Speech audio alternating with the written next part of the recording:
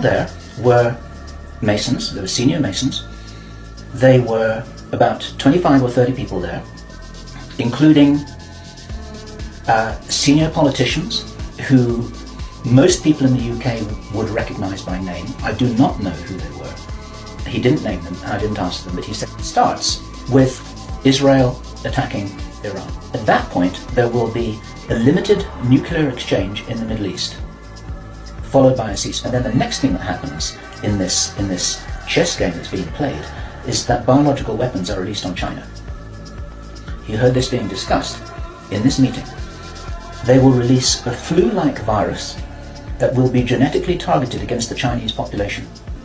It's racially targeted against the Chinese people.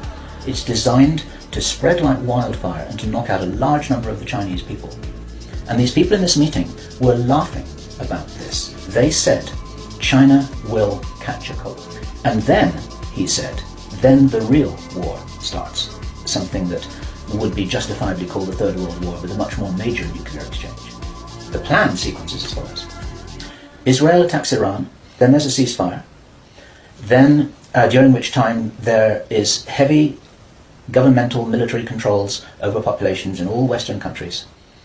Then China is attacked by a biological weapon. It's a flu-like disease that spreads like wildfire. This goes all over the world, and then they have a major Third World War.